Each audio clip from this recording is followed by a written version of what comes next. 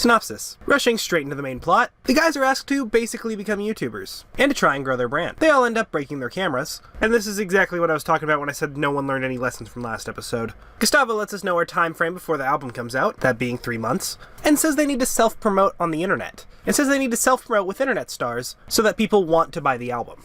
Gustavo's arranged for them to meet with a blogger, named Deke, but asks for them to avoid any bad press, so don't be themselves. Gustavo puts a team together to help them get along with Deke, and we transition over to the B-plot. Katie is making a blog of her own, as 2 people are heading to checkout, looking like me whenever my mom asks to help with groceries. She makes a bet with Mr. Bitters as to who will break first, and she wins. Back at the studio, though, the marketing team has put together a fake scenario for their date with Deke. Everyone scolds Carlos for being insensitive, and Gustavo makes a Star Wars reference. The boys flunk their test, and all the boys go through a roller coaster of emotions that make them want to beat the crap out of Deke. Violence is never the answer. The correct answer is 7. It's through this failure, though, that they're able to learn the right things to say, and they pass. Back with Gustavo and Kelly, we see they're setting up social media accounts for the boys. But in reality, Gustavo is going to be the one that actually tweets for them. Gustavo accidentally tweets that he hates Brussels instead of Brussels sprouts, and the country of Belgium acts accordingly. We transition back to Mr. Bitters, who can't accept that loss from Katie. He loses again, and this plotline is probably the most uninteresting out of all of them. Back with the guys, though, why do I always come in at situations like this?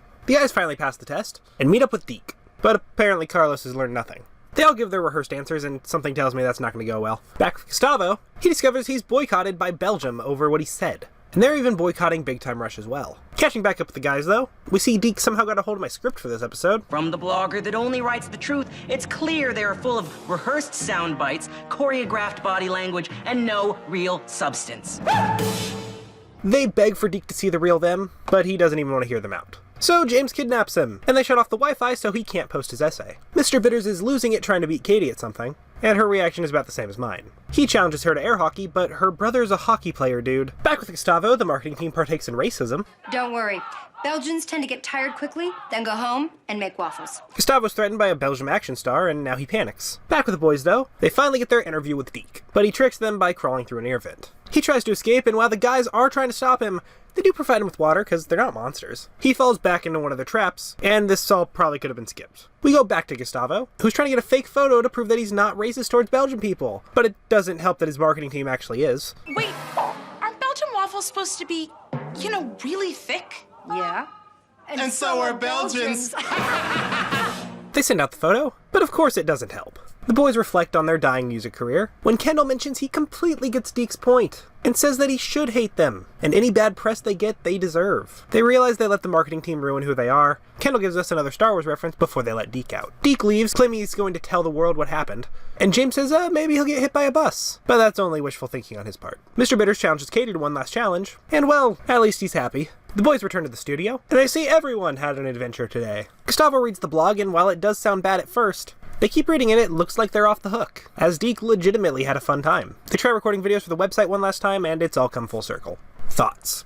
This episode fucking sucked. I'm sorry, I legitimately like this show, but this episode was just full of jokes at the expense of others, bad morals, and it wasn't even fun to watch. I legitimately felt like I had to slug through this episode, and I might be a day late because of it. Don't worry, I'll still get the season finale done on the anniversary. I just might have to upload 2 videos in one day before that. Out of curiosity, who's to blame here? Oh, the same person who wrote Big Time Party. That actually kinda makes sense. I remember one of the complaints I had about that episode was that it was the first time the guys had asked Logan to do something outright harmful. But that episode was saved from a broken record rating simply because it was framed as a bad thing. But here, the guys are just saved by a last-minute change of heart. The boys get rewarded for kidnapping. Gustavo basically gets a slap on the wrist for his and his employees' comments about Belgium. And a lot of the jokes just seem to be directed at bullying specific groups of people. Even without that, the episode's just insanely boring. And 100% honest, I actually didn't have any memories of this episode other than the scene where he has to take a picture with the waffles. Meaning I must have seen this episode as a kid, but it just didn't stick in my memory at all. On top of that, I feel if someone was trying to get into the show for the first time, this would definitely turn them away. The series first, and hopefully only,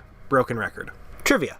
So I doubt I have an Australian audience. If I do, hi. But apparently in Australia, this episode was called Big Time Fight. Sadly, the wiki doesn't list a reason why it was called this, but I guess that's not really too surprising considering how unhelpful the wiki can be sometimes. Well, I did have to do some digging to find this trivia myself.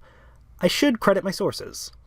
I got most of this information from the Big Time Rush fan wiki, specifically the blog Big Time Blogger. If you want to fact check me, feel free to do so in the comments below, and if it's a big enough slip up on my part, I'll try and have your comment penned, assuming I haven't already done that to someone else. Well, that was a nightmare. I'm glad we're not seeing any more of that writer. The next episode is done by someone who we're a bit more familiar with, so let's hope it's not terrible. When the window blew out, I fell, cut myself. As the blood spilled, I was helpless, nearly killed. Your actions, they did curse me, and yet your lies still hurt me. One heart for hoping.